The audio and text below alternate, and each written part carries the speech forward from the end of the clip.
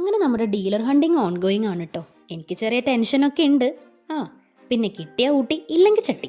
Hello everyone, നാടിനോട് tata bye bye ഒക്കെ പറഞ്ഞ് ഞാൻ അങ്ങനെ യാത്ര തുടങ്ങി. അങ്ങനെ നമ്മുടെ സ്ഥലം എത്തി. രാവിലെ നല്ലൊരു masala dosa and coffee. Aaha, Antas. Energy കിട്ടിയ സ്ഥിതിക്കിന് പരിപാടി തുടങ്ങാം. നമ്മുടെ നാട്ടിലെ പോലൊന്നും അല്ലാട്ടോ ഇവിടെ. കണ്ടില്ലേ, ഒരു സൂചി കുത്താനുള്ള ഗ്യാപ്പില്ല. ഇതിനുള്ളിൽ നിന്ന് വേണം നമുക്ക് നമ്മുടെ ഡീലറിനെ കണ്ടുപിടിക്കാൻ. ഇതൊക്കെ എന്ത്? Come on, follow me. ഈ തിരക്കിൻ്റെ ഇടയിലും എൻ്റെ കണ്ണിൽപ്പെട്ട എല്ലാ ഷോപ്പിലും ഞാൻ വലിഞ്ഞു കയറിയിട്ടുണ്ട് കേട്ടോ.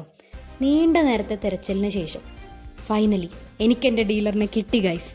അങ്ങനെ എൻ്റെ ആദ്യത്തെ ഡീൽ പർച്ചേസ് എല്ലാം കഴിഞ്ഞു. ശുഭം.